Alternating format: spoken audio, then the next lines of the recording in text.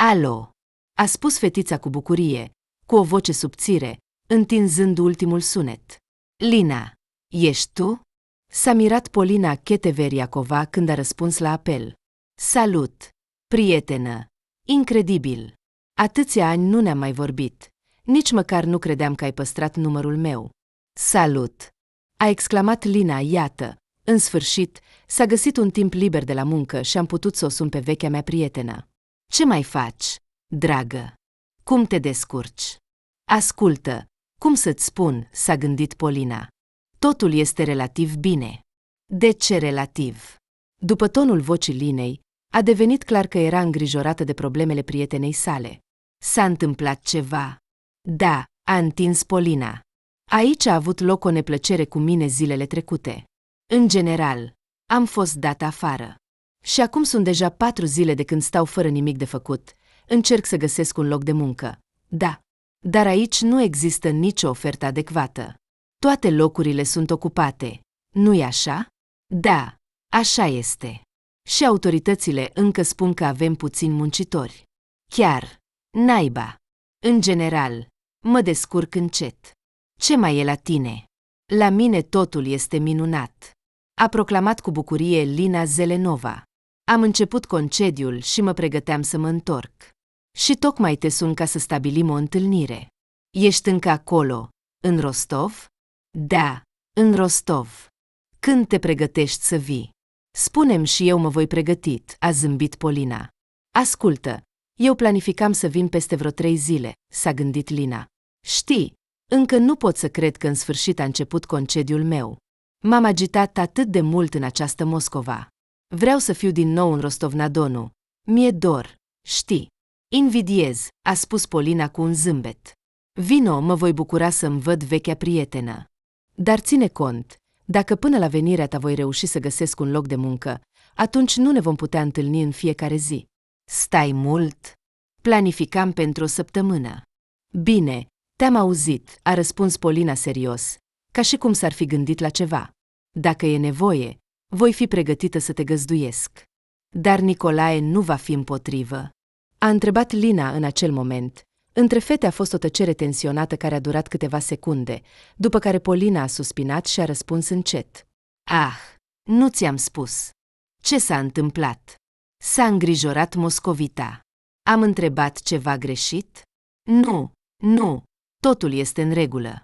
În general, știi, mi-e chiar puțin rușine că am uitat să-ți spun. Nicolae a avut un accident de mașină acum 4 luni. A murit. Văduva a mai tăcut câteva secunde. Apoi, suspinând greu, a adăugat. Doamne, mi-e atât de rușine că am uitat complet să te anunț și să te invit la înmormântare. Părea că acum va plânge și va închide telefonul, dar asta nu s-a întâmplat.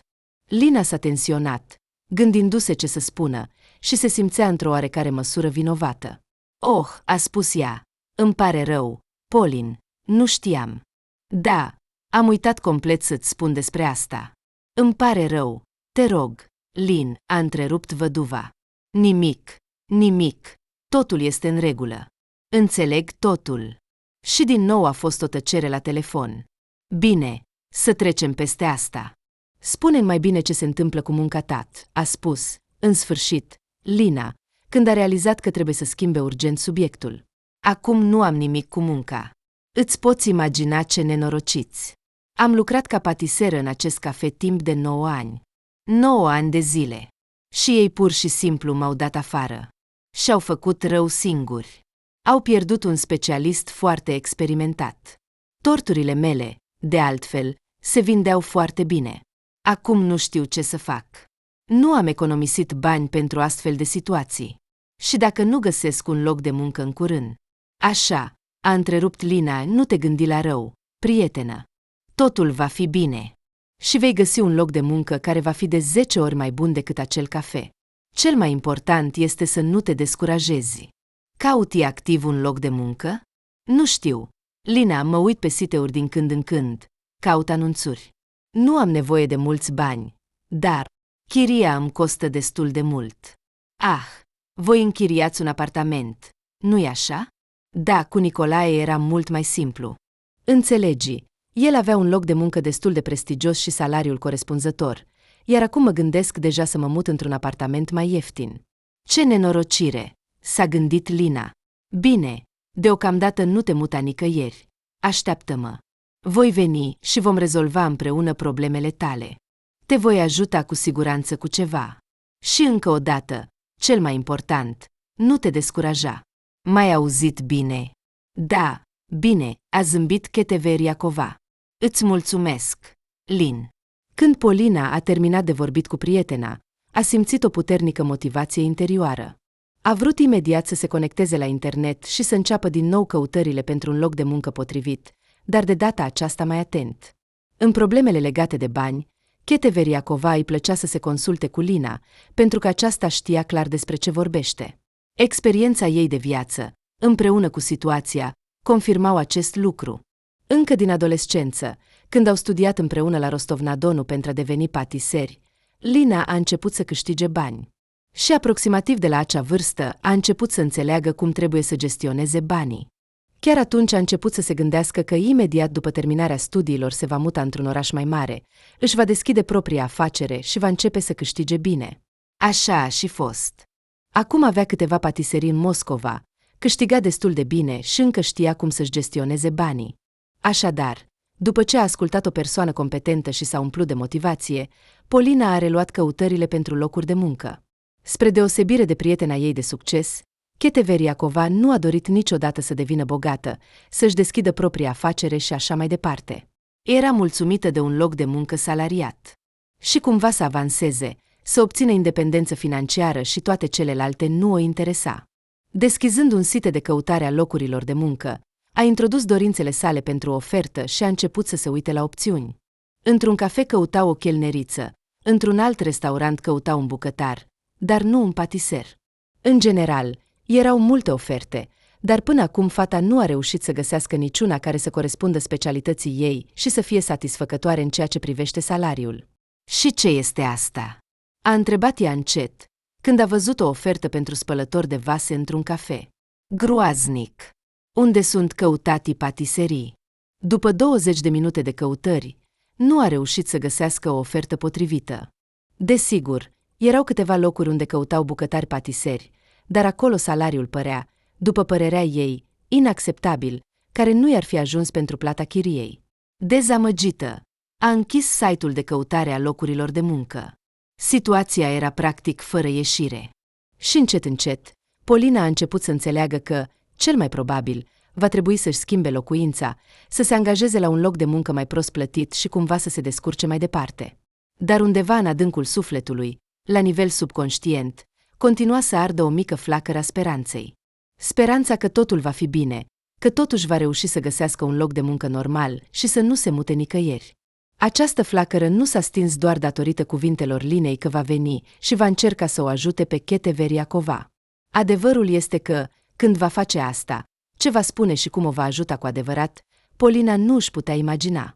Dar totuși a considerat cuvintele Zelenovei ca o promisiune pe care aceasta o va îndeplini cu siguranță.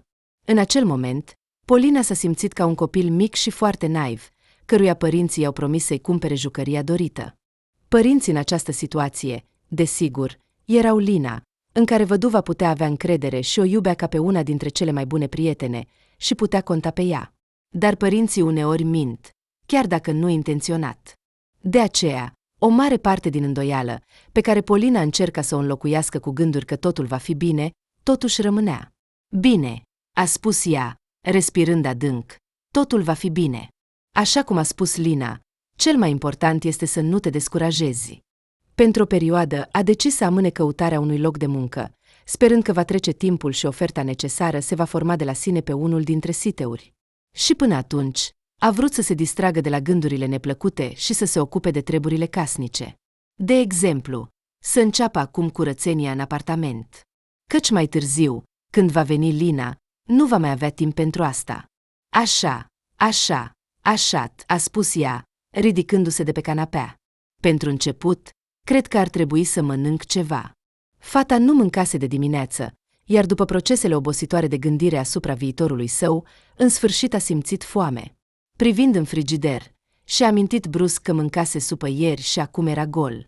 Și mai bine, a spus ea încet, cu regret. Bine, Trebuie să cobor la magazin. La primul etaj al clădirii ei se afla un supermarket, așa că nu trebuia să meargă departe pentru produse. A luat portofelul, în care îi mai rămăseseră ultimii bani pentru existență, a îmbrăcat o jachetă de toamnă și a ieșit din apartament. După doar 5 minute, era în magazin. Diverse produse atrăgătoare străluceau din vitrinele supermarketului. De aceea, fata flămândă începea să simtă și mai mult foamea. Nu îi plăcea să gătească acum, așa că a decis că cea mai bună opțiune ar fi să ia ceva cu care să se hrănească repede. S-a dus la vitrina cu mezeluri și a luat un baton de cârnați doctori. Apoi a trecut la secțiunea de patiserie, a luat pâine feliată și brusc a realizat că, în curând, va începe să se comporte ca un tip tipic singuratic.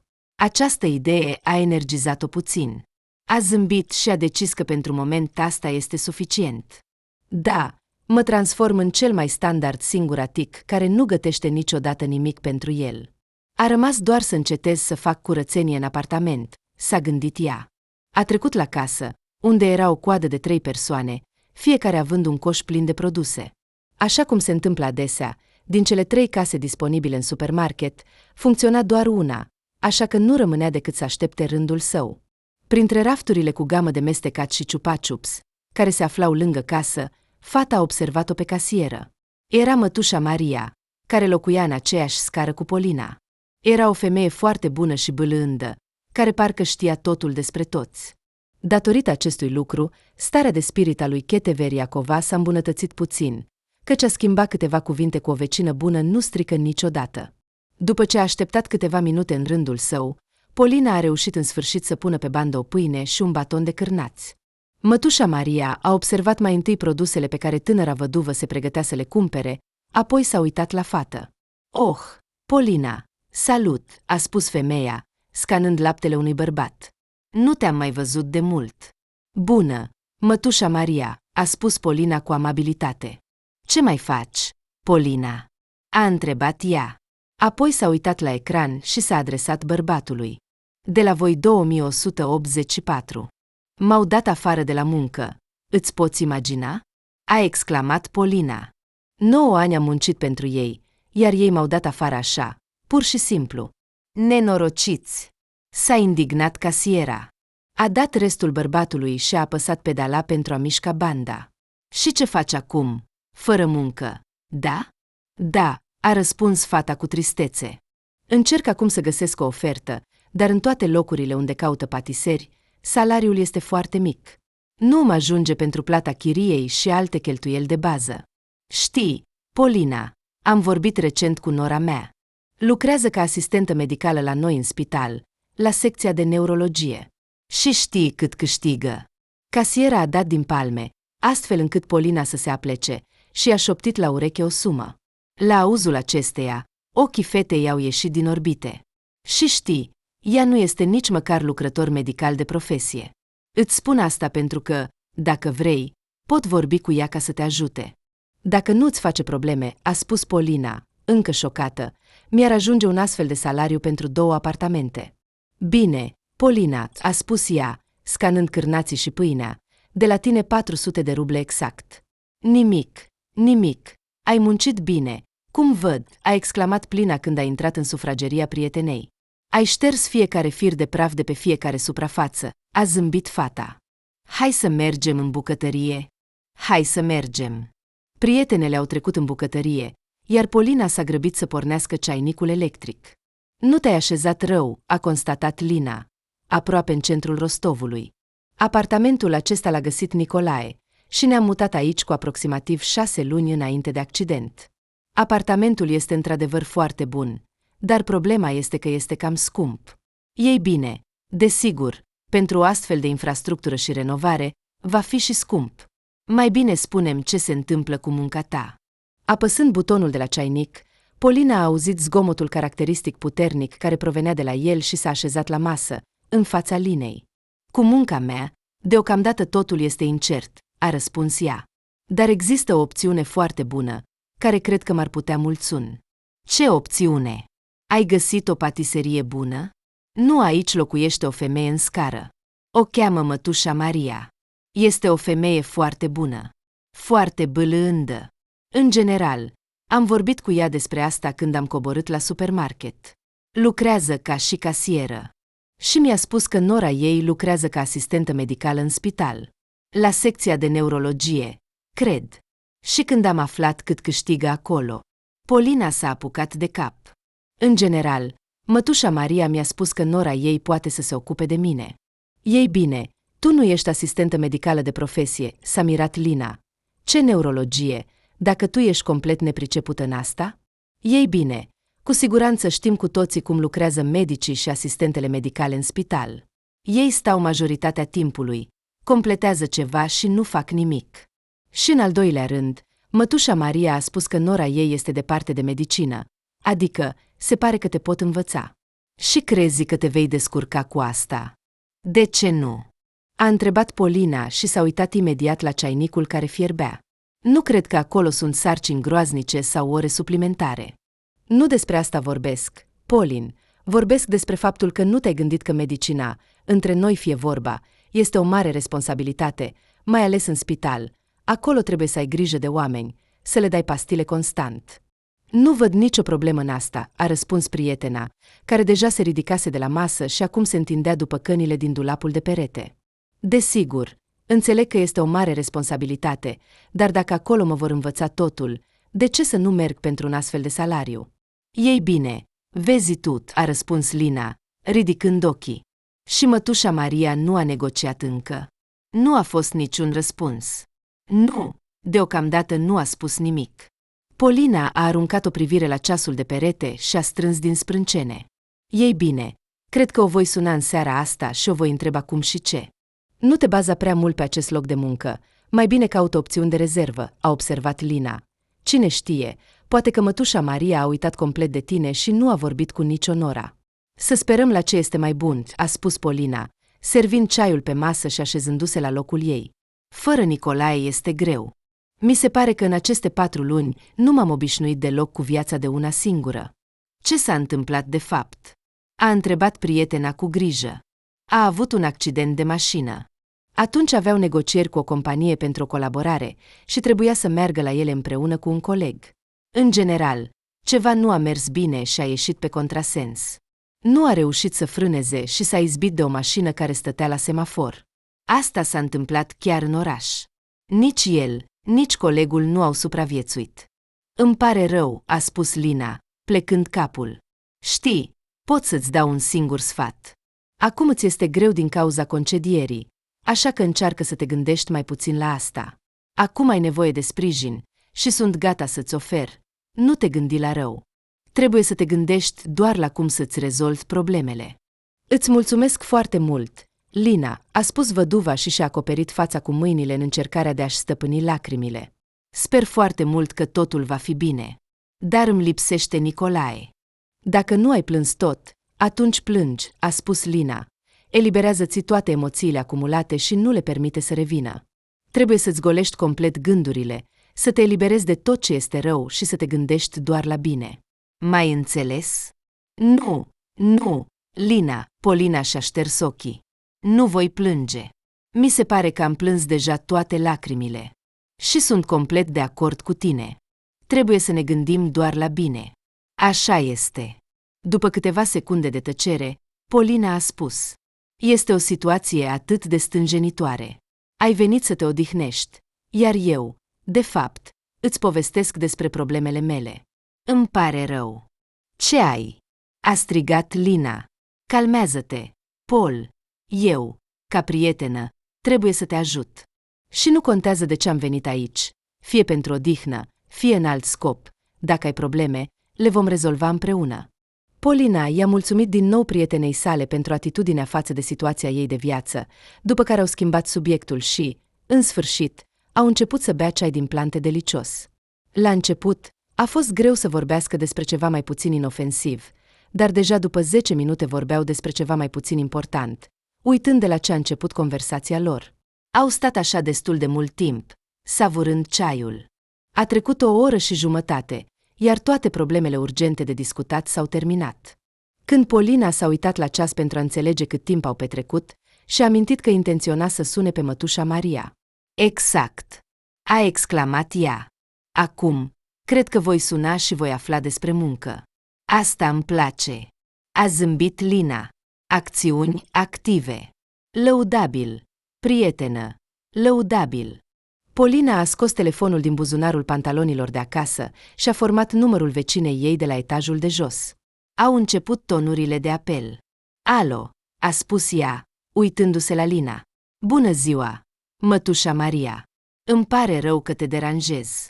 Îți amintești că ai spus că poți să mă ajuți cu munca? Ah, da? Și când? Bine, îți mulțumesc foarte mult. Da, bine. Mulțumesc, mătușa Maria.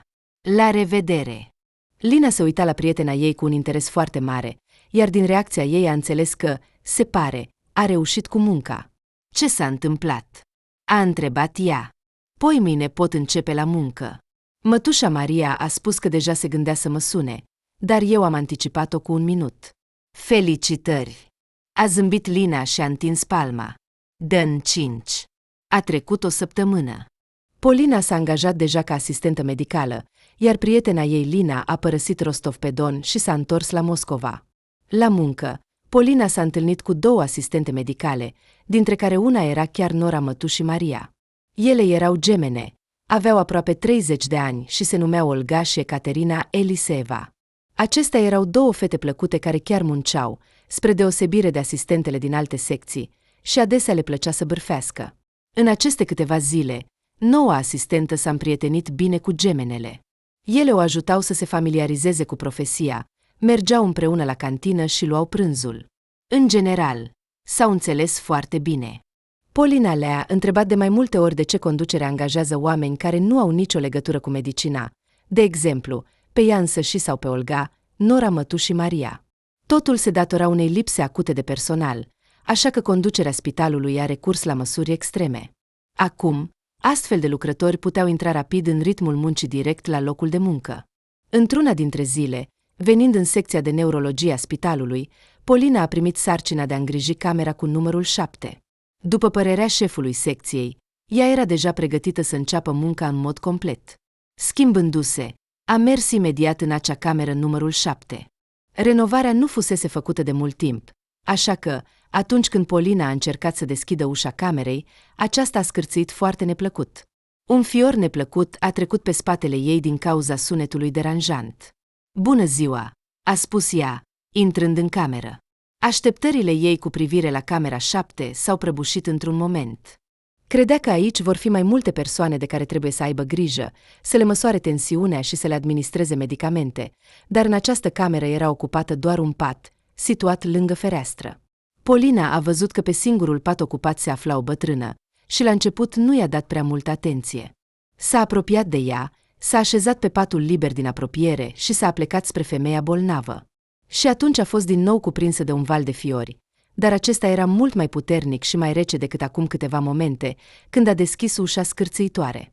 I-a fost tăiat respirația, mâinile ei s-au tremurat instantaneu, iar inima i-a început să bată ca o nebună.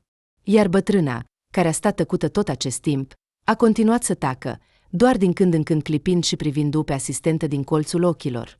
Elena Pavlovna, ce faci aici? A întrebat din nou Polina. Dar nu a primit niciun răspuns. Femeia în vârstă a continuat să se uite la Polina, fără a scoate un sunet. Neînțelegând comportamentul Elenei Pavlovna, fata s-a ridicat și a ieșit din cameră. Trebuia să afle ce s-a întâmplat cu această femeie, de ce se află aici și de ce nu spune nimic.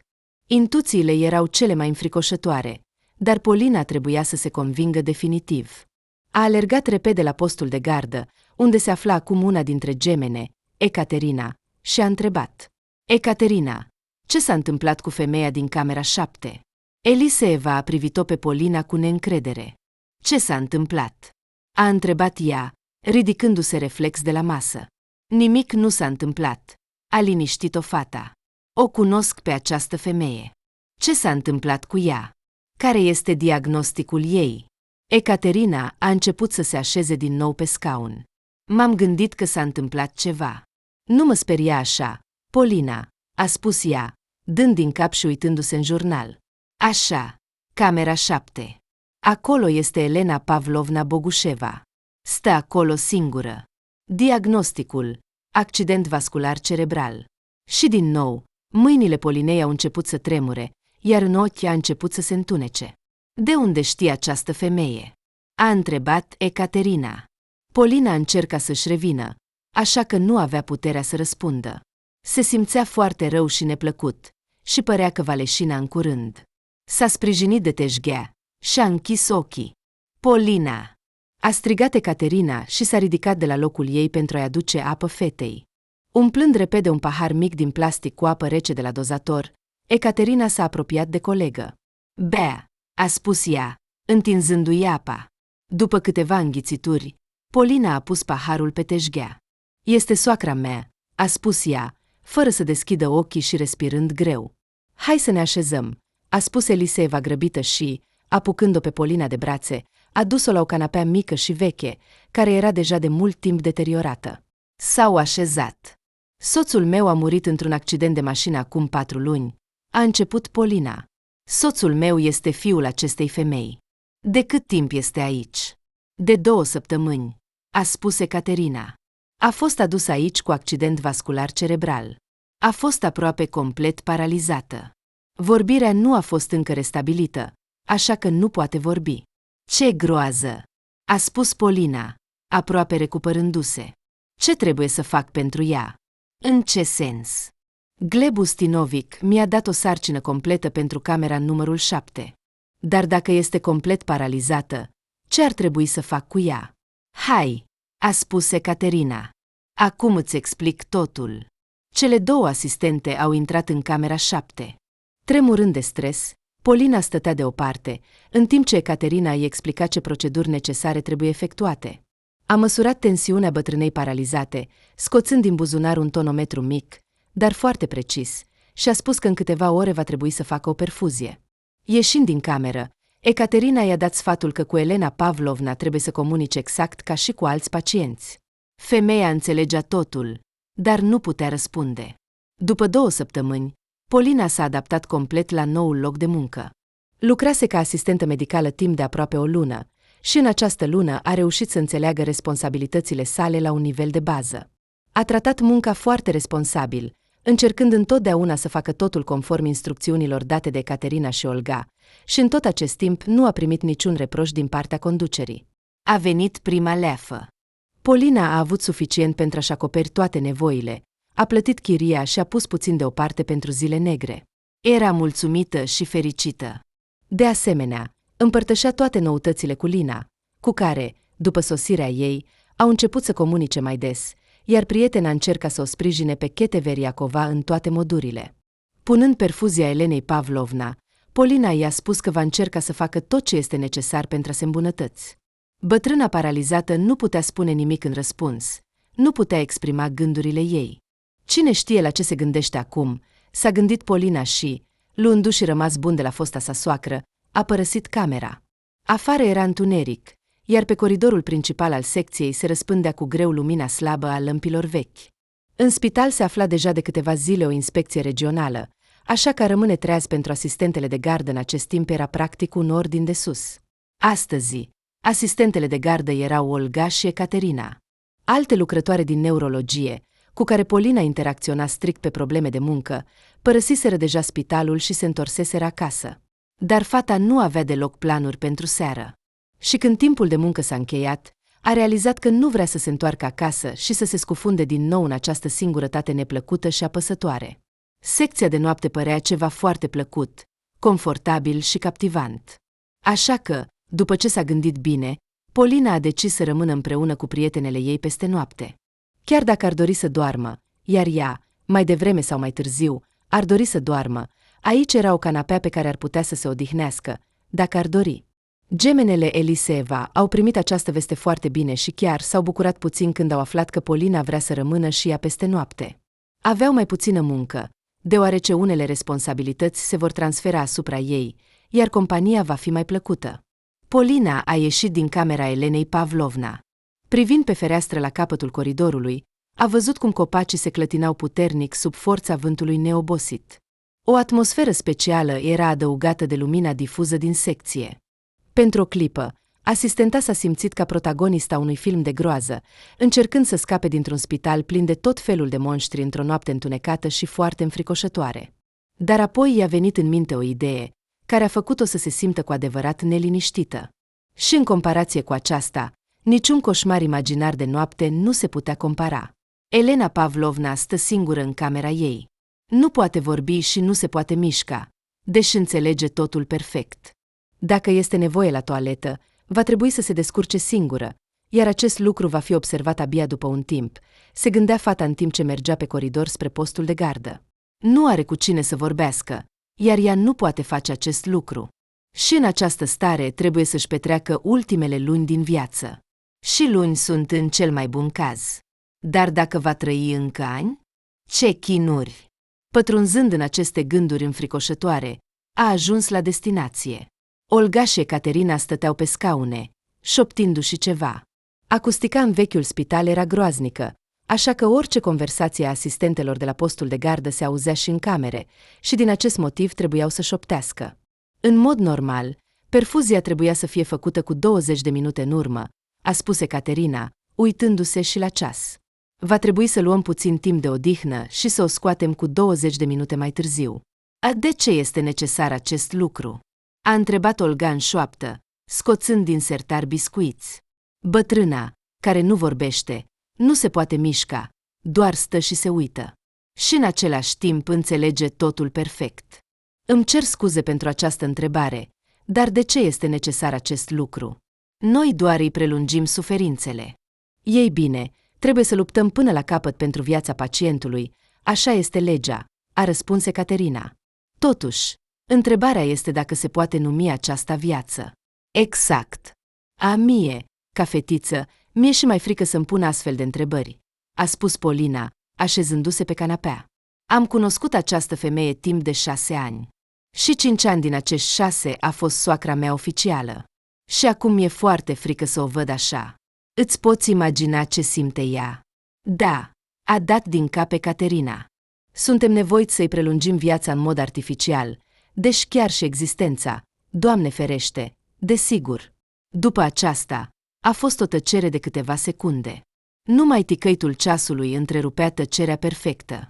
Știți, fetițelor, a spus Polina, am crescut împreună cu bunica și bunicul meu. Ei erau deja bătrâni, aveau aproape 80 de ani, iar eu aveam pe atunci, probabil, 10 ani. Și mă amintesc cum, într-o seară, bunicului s-a făcut rău și a avut o criză de inimă, iar a doua zi dimineața a murit. Părinții nu aveau pe cine să mă lase, așa că am mers la înmormântare cu ei. Acum nu mai sunt nici bunicul, nici bunica, nici părinții. Dar mă amintesc clar o gândire a mea. Atunci m-am gândit cât de mult a suferit bunicul. A stat toată noaptea cu inima bolnavă, iar apoi a murit. E clar că acestea erau gânduri de copil, nu foarte bine formulate, dar acum, când o văd pe soacra mea în această stare, mi-e și mai frică. Bunicul, deși a suferit, dar acele suferințe s-au terminat repede. Da, și noi trebuie să luptăm pentru viața ei încă o lună, a adăugat Olga, sorbind din ceaiul negru fierbinte. Practic, în astfel de situații, medicii devin mai răi decât maniacii, a observat Ecaterina, întorcându-se spre sora ei. De ce? Au întrebat Polina și Olga în cor. Pentru că maniacii se răzbună pe victimele lor, le provoacă durere pentru a muri. Iar noi, în situația în care unei persoane este foarte rău, facem totul pentru a-l salva, chiar dacă îi va fi mult mai rău. Și cine provoacă oamenilor mai multă durere? Maniacii care ucid și pun capăt suferințelor sau medicii care continuă aceste suferințe? O comparație interesantă, a zâmbit Olga, uitându-se la colega Polinei, care era posomorâtă. Și știți ce este și mai nedrept? Că pentru asta suntem plătiți, și chiar foarte bine. Când am aflat cât câștigați aici, aproape am leșinat, a spus Polina, cu ochii mari. Cum de asistentele medicale au salarii ca ale medicilor șefi? O lipsă acută de personal a ridicat din numeri Olga. Conducerea face tot posibilul pentru ca oamenii să vină să lucreze aici. După 2 ore, Polina s-a întors din nou în camera numărul 7 pentru a scoate perfuzia. După ce a efectuat toate procedurile, i-a urat soacrei sale mute și paralizate noapte bună, a luat perfuzia și a ieșit în coridor. Din nou, Au început să urmărească gândurile că această bătrână singură este nevoită să stea și să nu facă nimic, că este foarte rău și singurătate. Și mai înfricoșător era că, după tot complexul de tratamente, ea nu se va recupera. Și nu trebuie să se amăgească cu speranțe nerealizabile. După ce va fi externată, se va întoarce acasă, unde cu siguranță nu va avea pe nimeni care să aibă grijă de ea. În timp ce Polina mergea pe coridor, s-a gândit foarte serios la asta. Avea senzația că ea însăși stă acum complet incapabilă de nimic într-o cameră goală, visând să nu se mai trezească a doua zi. Din aceste reflecții, a simțit o dorință puternică de a plânge, ochii i s-au umplut de lacrimi, iar în minte a început să bată insistent o idee la care Polina nu știa cum să se raporteze. Pe de o parte, avea suficiente probleme, dar pe de altă parte, și ea trăiește singură și ar putea să o ajute pe Elena Pavlovna după ce va fi externată. Fiul ei, Nicolae, a murit într-un accident, iar în afară de el, nu avea copii. Soțul ei a devenit alcoolic și a murit în anii 90, iar săraca bătrână nu mai avea rude. Și deci după mormântarea lui Nicolae, Polina și soacra ei aproape nu au mai comunicat, iar înainte de aceasta relațiile lor erau tensionate. Da. Dar oare acesta este un motiv să nu își ofere ajutorul unei persoane care suferă? Polina nu a observat cum a ajuns la postul de gardă. Ecaterina și Olga stăteau încă pe locurile lor și șopteau ceva. După ce a dus perfuzia în camera de aprovizionare, care era în fața ei, fata a decis să se întindă pe canapea. Vremea de afară s-a dezlănțuit complet. Aspectul fostei sale soacre adăuga melancolie, iar gândurile neplăcute îi aduceau o oboseală suplimentară. A decis să se odihnească puțin. Fetițelor, a spus ea, întinzându-se pe canapea, voi dormi puțin. Nu vă deranjează? Ecaterina s-a uitat la ceasul care era deasupra ei. Acum este doar 11:30, a spus ea. Nu este prea devreme. Oricum.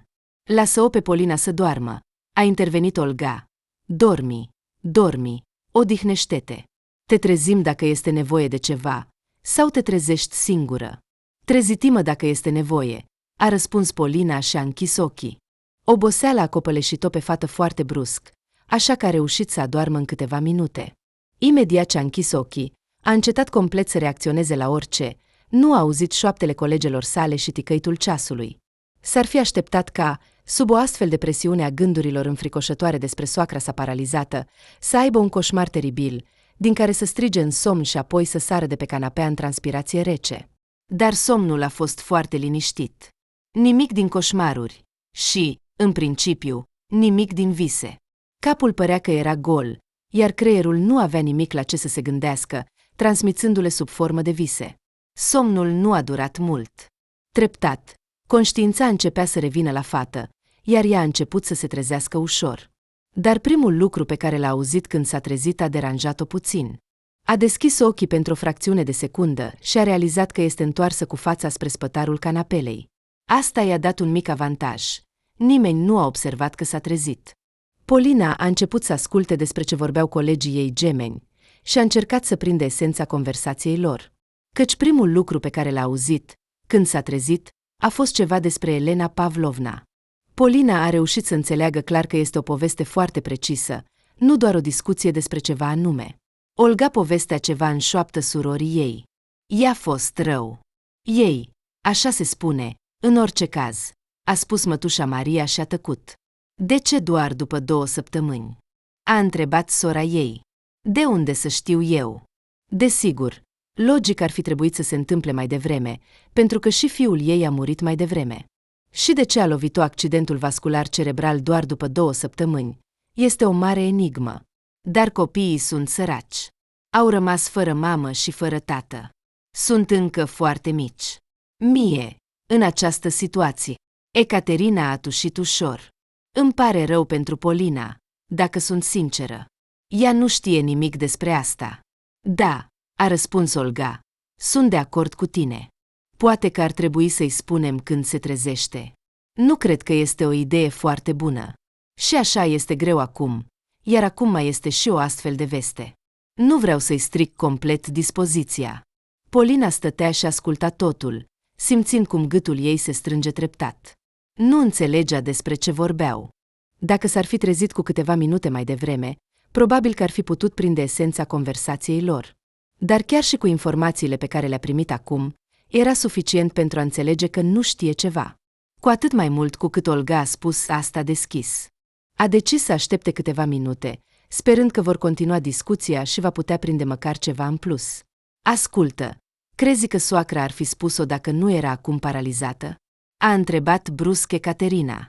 Nu cred, a răspuns Olga și a făcut un zgomot puternic cu ceaiul. Mi se pare că ar fi dus asta cu ea în mormânt. Așa cum se spune, Polina nu i-a plăcut deloc ca soacră și în general nu-i plăcea. Nu au avut niciun contact după moartea lui. Dacă atunci când era în viață, comunicau cumva, după aceea a rupt toate legăturile. Nu cred că avea nevoie de asta. Dai, a suspinat Ecaterina. Nu este cea mai bună situație. Este o situație teribilă. Îmi pare rău și pentru Polina, dar despre asta, probabil, ar fi mai bine să-i spunem puțin mai târziu. Nu acum. Mai bine spuneți acum. Vocea Polinei s-a înfipt ca un cuțit în urechile surorilor Eliseev. Nu doar că vorbeau în șoaptă, iar Chete Vericova a spus destul de tare, dar nu se așteptau deloc că ea le ascultă. A apărut o pauză. Toți au tăcut brusc. Părea că chiar și ceasurile de pe perete, care ticăiau la fiecare secundă, s-au oprit pentru a asculta continuarea acestei conversații. Polina, a spus Olga bâlbâindu-se, ai auzit despre ce vorbeam? Nu am auzit despre ce ați vorbit, dar mi-ar plăcea foarte mult să aud. Fata s-a întors spre ei, după care s-a așezat pe canapea. Inima ei bătea cu ritmuri nebunești în piept. Îi era frică și era foarte neobișnuit să manifeste o astfel de insistență, dar nu vedea altă cale. Trebuia să afle tot adevărul chiar acum. Ce ascundeți de mine?" a întrebat ea și s-a uitat cu atenție mai întâi la fața Olgăii, apoi la fața Ecaterinei. O, Doamne!" a strigat Ecaterina, apucându-se de cap. Nu trebuia să discutăm asta aici. Ți-am spus că trebuie să vorbim mai încet. Ceva din prima clipă mi-a spus că nu ne vom descurca atât de ușor. Totul, a răspuns Olga. Taci, dacă perturbăm odihna bolnavilor, va fi foarte rău. Bine, Polina, dacă vrei să știi, îți voi spune. Cum preferi, pe scurt sau în detaliu? Tot ce știi, a spus Polina cu insistență. Bine, te-am auzit. Olga a lăsat ceasca de ceai pe masă, s-a frecat la față cu mâinile și a început să vorbească. Recent am aflat informații că accidentul vascular cerebral al Elenei Pavlovna nu a apărut din senin. Mi-a spus despre asta o vecină, o cunoștință de-a ei.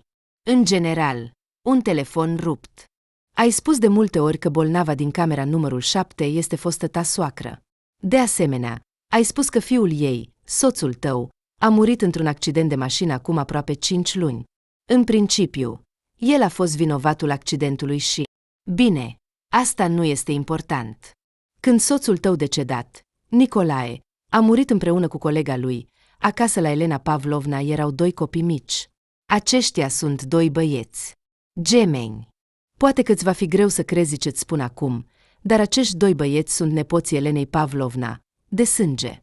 În general, Nicolae avea o a doua familie, cu care se întâlnea periodic. Ce? A întrebat Polina, încruntându-se. Ce a doua familie? Te bați joc de mine? Polina, ea vorbește foarte serios, a răspuns Ecaterina. Mai bine ascultă mai departe. Da, a continuat Olga, îmi pare foarte rău pentru aci copii, pentru că au rămas fără nicio susținere. Tatăl lor a murit într-un accident de mașină împreună cu mama, iar bunica acum este paralizată în spital. Copiii au doar 10 luni fiecare. Împreună cu mama? A întrebat Polina. În ce sens? În sensul că mama acelor gemeni era colega cu care soțul tău a murit în accident. Nu inventez nimic, te jur. Și când Elena Pavlovna a aflat că fiul ei a murit, în general, a renunțat la copii, pentru că nu ar fi putut să-i întrețină. Au ajuns în orfelinat. Și a făcut bine, de fapt, a exclamat Ecaterina. Dacă i-ar fi lăsat la ea, cine știe ce s-ar fi întâmplat cu ei când i s-a făcut rău și a avut un accident vascular cerebral. Copiii sunt foarte neastâmpărați. Iar ea a stat paralizată aproape 11 ore. În acele 11 ore ar fi putut să le fie foame, să se murdărească sau să li se întâmple ceva și mai rău. Da, a fost de acord Olga, era foarte afectată de moartea fiului ei și a celei de-a doua soții, dacă se poate spune așa. Și pe fundalul acesta, cum se spune, a avut loc accidentul vascular cerebral. În general, o poveste foarte complicată și încurcată. Și foarte tristă, a adăugat Ecaterina. Și nu am vrut să-ți spunem despre asta în curând, pentru că ai putea să te afunzi și mai mult în starea ta proastă. Și, Doamne ferește, să ajungi la depresie, i s-a adresat Olga Polinei. Dar tu ai vrut să știi adevărul, așa că nu am avut ce face decât să ți-l spunem. Da, situația este foarte neplăcută și dureroasă. Da, dar cel mai important este să nu te lași doborâtă, a încheiat Polina, uitându-se într-un punct nedefinit. Ce? Au întrebat în cor Eliseevi. Uitați, a făcut Polina cu mâna. Vă mulțumesc, desigur, că mi-ați spus. E greu să aud toate acestea, dar oricum vă mulțumesc foarte mult. Până dimineața, Polina nu a reușit să adoarmă. Se gândea tot timpul la soacra paralizată și tot timpul își prindea gândul că cât de repede se poate schimba părerea despre o persoană. Cu câteva ore în urmă, îi părea rău de bătrână. Și chiar voia să-și dedice timpul liber îngrijirii ei. Iar acum, când a aflat informații nu tocmai plăcute despre a doua familie a soțului ei decedat, a început să o urască pe soacra ei. Ea știa totul, dar nu a spus nimic. De ce m-a tratat atât de rău? Se întreba Polina. Eu l-am iubit pe fiul ei. Am încercat sincer să o iubesc și pe ea. Dar de ce nu i-am plăcut? Ce este rău în mine? Și de ce, brusc, Nicolae, care părea că mă iubea atunci, a decis să-și facă o a doua familie, din care au apărut chiar și copii. Dimineața, fata a ajuns acasă. Astăzi avea liber, iar o altă asistentă o înlocuia, o femeie roșcată de vârstă medie pe nume Rita, așa cum i se părea Polinei. Rita se potrivea mult mai bine pentru compania surorilor Eliseev, pentru că îi plăcea să bârfească mult mai mult decât ele. Toată dimineața și până la prânz, Polina nu a putut găsi un loc. A încercat în toate felurile să se distragă de la gândurile rele, încercând să-și amintească fraza Linei, pe care o reținuse foarte bine. Cel mai important, să nu te lași doborât. Dar nimic nu a ajutat. Gândurile rele îi invadau mintea, nepermițându-i să se ocupe de nimic. Dar ar fi putut fi și mai rău. Dacă Polina nu s-ar fi împăcat cu moartea soțului ei și nu ar fi acceptat-o, acum s-ar fi distrus mult mai tare. Poate că, într-adevăr, ar fi ajuns la depresie. În cele din urmă, a decis să sune o prietenă din Moscova și să se consulte cu ea. Alo, a spus Lina, imediat ce a răspuns la telefon. Salut, prietenă. De ce suni așa de devreme? Salut. Am o informație foarte neplăcută și vreau să o discut cu cineva apropiat. Ești disponibilă acum? Pentru tine, Polin, am întotdeauna timp. Ce este? Polina i-a povestit tot ce a auzit în acea noapte de la colegii gemeni. Când a terminat de povestit, Lina a fost de acord că informația este într-adevăr foarte neplăcută. Ce intenționezi să faci? A întrebat Moscovita. Sau doar ai vrut să împărtășești? Nu știu, Lina, a răspuns Polina. Totul este foarte complicat. Acum nu are sens să fac ceva, pentru că nu am pe cine să mă răzbun. Nicolae și iubita lui au murit. Soacra este paralizată.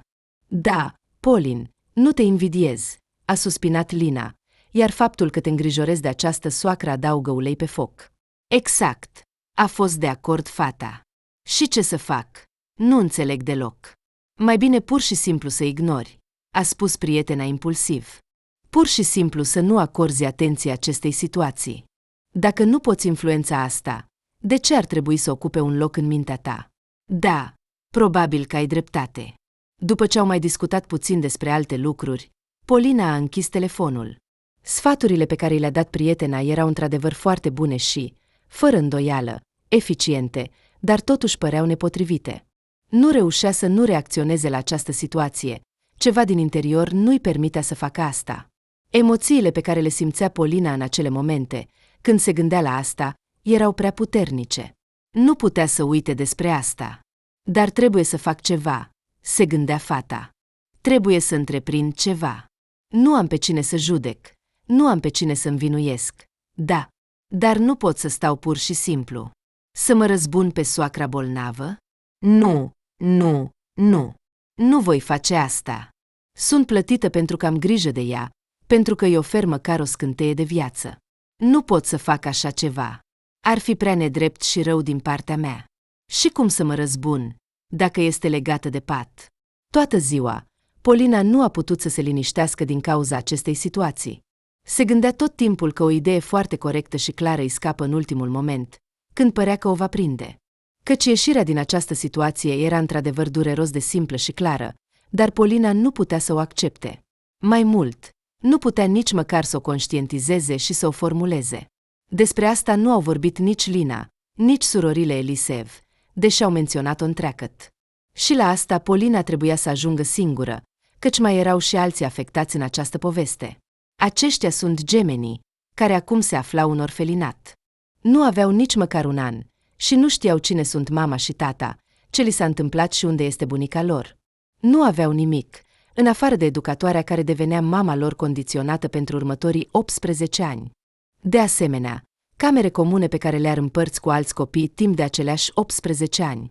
Și singura ieșire posibilă din această situație, cea mai corectă și nobilă, ar fi fost să găsească acești gemeni. Pur și simplu să-i găsească și să-i observe. Când Polina a realizat că despre asta se gândește, s-a întins imediat spre telefon.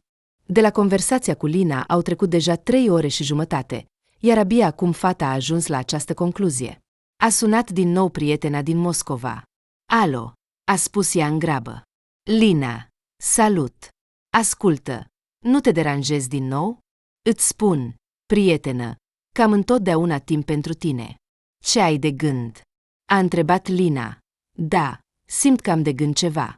Mi se pare că trebuie să găsesc acești gemeni.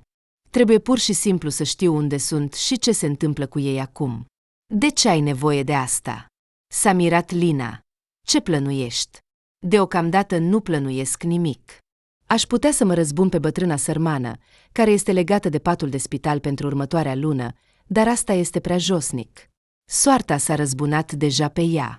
Singurul lucru pe care îl pot face și care ar fi cel mai corect în toată această nebunie este să găsesc acești copii. Te pregătești să te răzbuni pe copii? S-a mirat și mai mult Lina. Ce, prietenă, ai înnebunit complet? Nu m-ai înțeles bine, a zâmbit Polina. Nu intenționez să mă răzbun pe nimeni. Copiii nu au nicio vină. Trebuie doar să-i găsesc. Bine, caută-i, dacă nu ai nimic de făcut, a răspuns prietena. Înțeleg corect că te gândești să-i adopți? Lina, a suspinat Polina. Nu știu. Mai întâi trebuie să-i găsesc și să mă asigur că sunt bine. Bine, dacă consider că este corect, fă-o. Dar eu, în locul tău, aș uita de această situație. Poate că, cu timpul, voi uita, dar acum mi se pare că trebuie să fac ceva și să nu las asta așa. Nu pot. Fetele, salut, a spus Polina, când a ieșit din nou la schimbul ei și a găsit pe Tamala și Ecaterina. Cum vă descurcați aici? Ne descurcăm bine, a răspuns Ecaterina în numele lor. Tu cum ești? Mă gândesc la acea situație. Polina a zâmbit în fața Eliseev, după care a intrat în tăcere în camera de serviciu și și-a agățat geaca pe cârlig. Ieșind din camera de serviciu, a spus zâmbind. Despre asta voiam să vorbesc cu voi, dragi mele. A mers la canapea și s-a așezat pe ea, ca de obicei. Știu că sunteți ca niște magpie, le-a provocat pe colegele ei. Știu că puteți obține orice informație. Vă rog, nu știți în ce orfelinat se află acum gemenii. Surorile s-au privit. Nu, a răspuns Olga. Și de ce ai nevoie de asta? Da, a dat din cap Polina. Am nevoie de asta. Și de preferat cât mai repede. Puteți afla despre asta? Ecaterina, a strigat Olga la Tamala. Și nu știi de la cine poți afla. Nu am idee. Păi, poți întreba chiar vecina care ți-a spus despre toate acestea. Nu sunt sigură că știe în ce orfelinat au dus gemenii, s-a gândit Olga, după care și-a îndreptat brusc privirea către Polina. Dar de ce ai nevoie de această informație? Vreau să vizitez acești gemeni. Trebuie să reacționez cumva la această situație. Nu am pe cine să pedepsesc, nu am pe cine să mă răzbun. Așa că trebuie să fac ceva nobil. Poate că le voi da niște haine. Sau altceva. Asta e corect. A exclamat Ecaterina. Asta e o atitudine corectă. Polin. Atitudinea este corectă. Dar de unde să iau adresa acestui orfelinat? A spus Olga gânditor. Ai încercat să cauți singură? Nu, a răspuns Polina. Deocamdată nu m-am ocupat de asta. Ei bine, ai pus o problemă, desigur. Ascultă, Ecaterina, nu știi dacă Petia Fedotov mai lucrează la orfelinat? Da, cred că da. Așa, poți să-l suni. Asta, desigur, nu este un orfelinat, dar el ar trebui să aibă niște legături. Și care este numele gemenilor? Păi, dacă e după tată, atunci Bogușev, iar dacă e după mamă, atunci. Nici nu știu ce nume avea acea femeie. După câteva secunde de gândire, Olga a scos telefonul din buzunar. Acum îl voi suna. A încercat timp de aproximativ 1 minut să găsească numărul necesar, după care a pus telefonul la ureche și, uitându-se alternativ la Ecaterina și Polina, a așteptat răspunsul. Alo, a spus în sfârșit, mișcându-se pe scaun. Salut, Petia, sunt Olga Eliseva. Îți amintești? Grozav. Ascultă, mai lucrezi la orfelinat? O, grozav. Înseamnă că ar trebui să ai niște legături cu conducătorii orfelinatelor. Da, am nevoie de informații despre în ce orfelinat se află gemenii Bogușev. Amândoi băieți, vârsta de aproximativ 1 an. Poți obține astfel de informații? Aha, bine, mulțumesc. Olga a închis telefonul și a țipat încet de bucurie. Da, a spus ea cu bucurie. A spus că va încerca să afle. Mulțumesc, Olga, a spus Polina zâmbind și a dat din cap. Au trecut câteva zile. Polina s-a gândit în fiecare zi la acești gemeni, iar ceva din interiorul ei îi spunea că trebuie să-i vadă. Dar nu a găsit nicio informație despre locația lor. De câteva ori pe zi se ducea la Nicolae și întreba dacă a sunat acel tip de la orfelinat, la care primea de fiecare dată un răspuns negativ. Aceasta îi chinuia sufletul, iar motivul profund al acestei chinuri nu putea să-l înțeleagă. Tot acest timp continua să aibă grijă de soacra ei paralizată.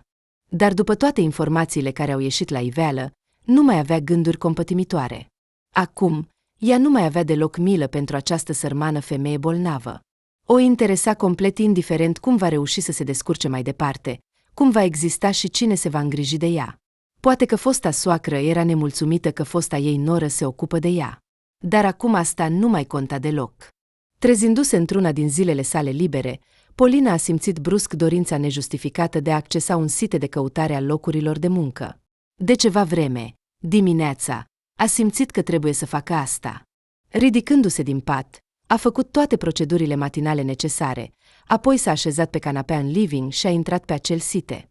A început să revadă anunțurile pe care le văzuse de mai multe ori înainte. Răsfoind aceleași oferte de muncă pentru bucătar obișnuit sau spălător de vase, a dat peste un anunț nou, care nu fusese acolo până atunci. Se anunța că într-un nou punct de patiserie se caută un specialist de înaltă clasă. La început, locul i s-a părut străin, nou, din cauza unui nume necunoscut.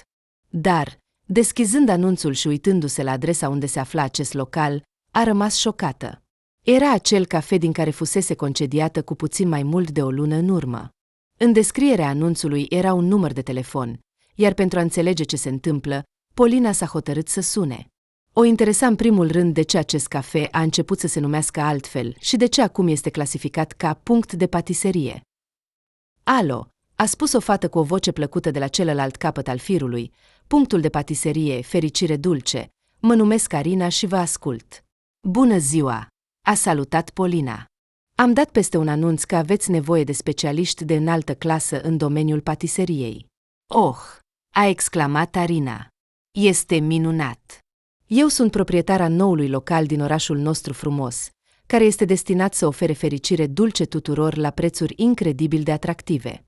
Ascultați, dar suntem oameni maturi, a spus Polina. Hai să lăsăm aceste texte pregătite și alte lucruri neclare. Ce anume este disponibil pentru acest loc de muncă? Știți, îmi place abordarea dumneavoastră, a răspuns cu bucurie proprietara punctului de patiserie. Este foarte directă. Exact ce ne trebuie. Am lucrat deja în acest local, dar atunci se numea altfel. Am fost concediată, iar acum văd că în același local, care, de fapt, și-a schimbat numele, se caută un specialist. Înțeleg că cafeul a fost cumpărat, nu? Da, a răspuns Calmarina. Acum de la cel vechi și inutil cafe nu a mai rămas nimic.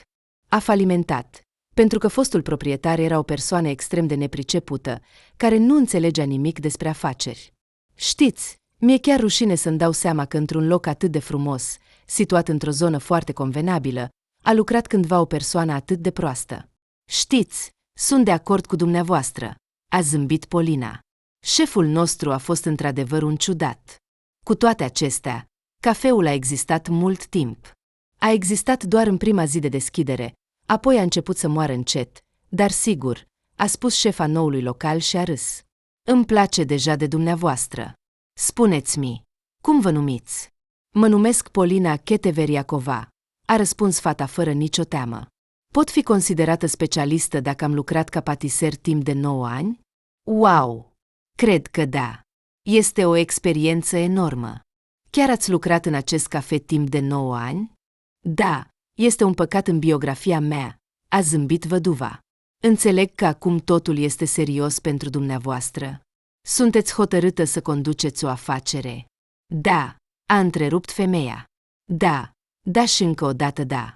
Fiți sigure că fericirea dulce nu va eșua niciodată și nu se va stinge, ci va crește, se va răspândi și se va oferi sieși, adică fericirea dulce fiecărui om din oraș, iar în perspectivă și în țară. Polina a clătinat din cap cu uimire. Planurile dumneavoastră sunt cu adevărat napoleonice, a observat ea. Puteți să-mi spuneți despre salariu? Ce oferă fericirea dulce angajaților acestei fericiri dulci? Uitați, Polina, echipa noastră este aproape completă, ne lipsesc doar 2 posturi, și anume administrator de sală și șef patiser. Deoarece toți băieții sunt noi în acest domeniu, se poate spune că sunt practicanți. Nu vreau să iau pentru astfel de posturi serioase. Cu toate acestea, de la început trebuie să arătăm nivelul. Prin urmare, salariul este corespunzător postului. Arina a pronunțat suma, iar Polina și-a amintit brusc cum ochii ei au ieșit din orbite când a aflat cât câștigă o asistentă medicală obișnuită într-un spital de cartier. Nimic, a exclamat fata. Bine, deja este mai plăcut. Care este programul dumneavoastră? În fericirea dulce. 5 zile lucrătoare cu 2 zile libere, totul ca de obicei. Nu lucrăm în weekend. Ce fel de fericire este aceea care există doar în zilele lucrătoare? A zâmbit Keteveriacova și a auzit cum Arina a râs și ea. Aveți un simț al umorului minunat. Polina, ce ziceți de o întâlnire de afaceri? Veți putea să ne demonstrați nivelul produselor dumneavoastră? Nu avem nevoie de oricine, ci doar de maestri de înaltă clasă. Cred că sunteți așa, dar totuși ar fi bine să confirmăm asta în practică. Întâlnirea de afaceri este, desigur, foarte interesantă, s-a gândit Polina. Cred că cel mai convenabil ar fi să ne întâlnim mâine. Ve-ar conveni? Perfect, polițica, a răspuns Arina. În acest caz, voi nota numărul dumneavoastră. Puteți să-mi spuneți la ce oră ve-ar fi convenabil să aveți întâlnirea? Oricând în timpul zilei. Spuneți-mi când trebuie. Voi veni. Atunci haideți să încercăm la ora 2. Ve-ar conveni? Arina nota ceva, pentru că Polina a auzit sunete de pix pe fundal. Desigur, ar fi convenabil, a răspuns Polina. Bine, în acest caz, puteți veni mâine la noi la punctul de patiserie Fericire Dulce la ora 2 după amiaza. Adresa o știți, deoarece este menționată în anunț. Mulțumesc! Ne vedem mâine! Ne vedem mâine, a strigat Arina, după care Polina a închis telefonul. Interviul a decurs mai mult decât bine, iar Polina a fost aprobată pentru postul de șef patiser. Putea începe munca deja de mâine, dar a cerut o mică zi liberă în acea zi pentru a putea depune cererea de demisie la spital. De dimineață, a mers la secția de neurologie, iar din nou schimbul ei a coincis cu schimbul surorilor Elisev. Ele, desigur, au crezut inițial că ea, ca de obicei, a venit la muncă. Salut, fetițelor! Polina le-a salutat ca de obicei. Rețineți, astăzi este ultima dată când vă salut. De ce? Au întrebat Olga și Ecaterina în cor. Mă demit, a spus Polina cu bucurie și a ridicat mâinile. Am găsit un loc de muncă care mi se potrivește mai bine. Nu mai trebuie să am grijă de tot felul de bătrâne bolnave, cu care mă leagă o oarecare legătură de sânge. În general, Am găsit un loc de muncă mai plăcut. Wow! A exclamat Olga. Un loc de muncă mai plăcut cu un salariu mai mare decât aici? Puțin mai mult. Da, a răspuns fata. Dacă doriți să mâncați gustos și dulce, veniți la punctul de patiseriei Fericire Dulce. Veți primi un cadou de la șeful patiseriei, adică de la mine. Wow! Acum au spus asta în cor. Felicitări! Ai grijă să nu te oblige să lucrezi încă 2 săptămâni, a spus Ecaterina. Pentru că acum Gleb Ustinovic va cere să lucrezi conform legii încă 2 săptămâni aici. Sper că nu va fi așa. Este acum la el? Da, a dat din cap Olga, demisia a decurs cu succes. Gleb Ustinovic, desigur, nu a fost încântat că personalul din secția de neurologie se reduce din nou, dar nu putea face nimic în privința asta. El era o persoană destul de bună, care putea înțelege situația altora. Așadar, când Polina i-a explicat situația, el nu a contestat-o și a semnat cererea de demisie. Deja de mâine, fata putea începe noua ei muncă, care îi plăcea mai mult. Ieșind din secție și grăbindu-se spre lift, aproape că a uitat să se despartă de Ecaterina și Olga. Fetițelor, o să-mi fie dor de voi, a spus ea și a deschis brațele, invitându-le să se îmbrățișeze. Ele s-au apropiat cu bucurie și s-au îmbrățișat. Oh! A exclamat brusc Olga, ajustând boneta albă de pe cap. Aproape că am uitat. S-a desprins rapid din îmbrățișările strânse ale Polinei, s-a îndreptat spre postul de gardă și a luat de acolo o bucată mică de hârtie. Aceasta este adresa unde se află acum orfelinatul. Acolo au fost duși gemenii. Și da, numele lor sunt Bogușev. Spune-i mulțumesc lui Petia. Da, băiat bun. A confirmat Ecaterina. Polina era într-o stare bună, dar a devenit și mai bună după ce a aflat unde se află copiii. Vă mulțumesc, fetițelor.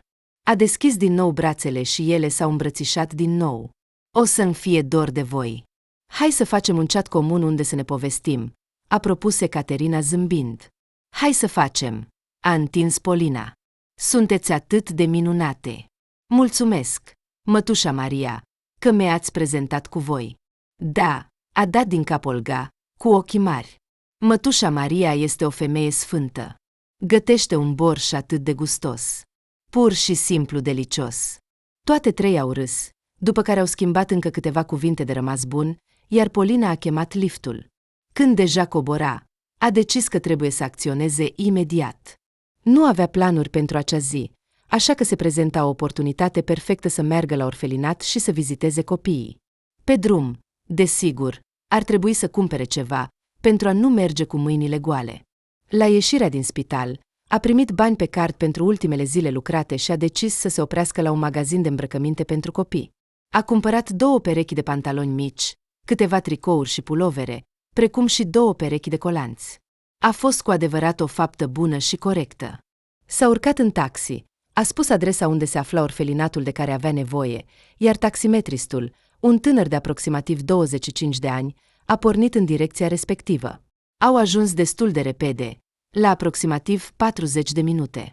Fata a plătit șoferului și a părăsit taxiul, luând cu ea pachetul cu lucrurile cumpărate. În fața ei era o clădire mică cu 2 etaje, vopsită în culori diferite. Mai mult, semăna cu o grădiniță decât cu un orfelinat.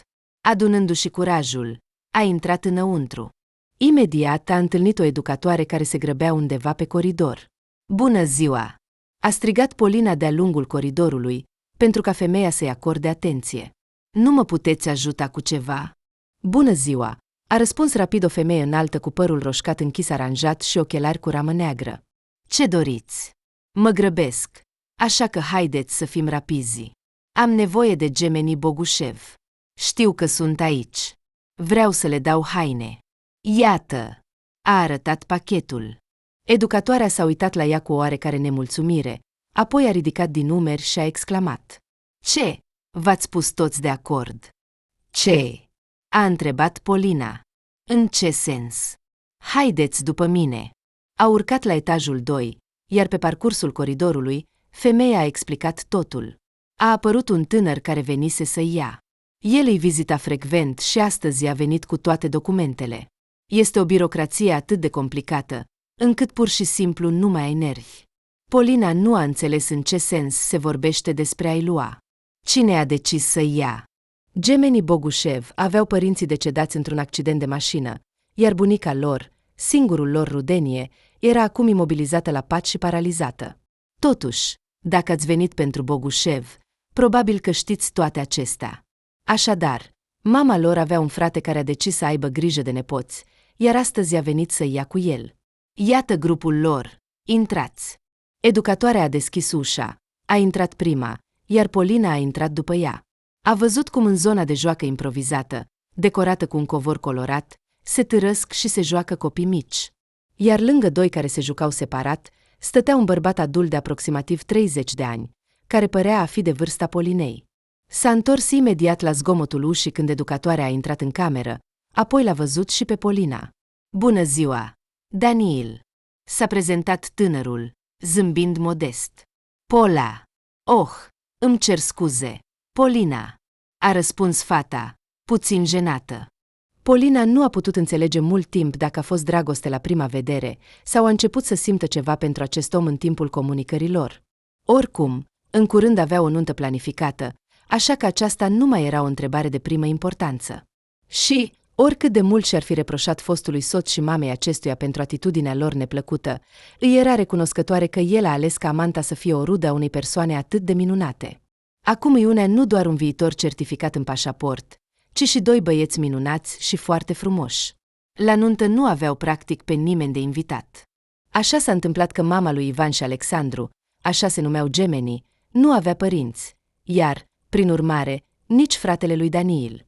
Și părinții Polinei muriseră cu câțiva ani în urmă.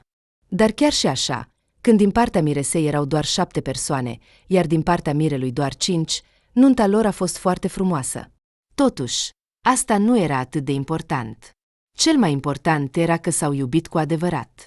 Și pe copiii lor adoptivi.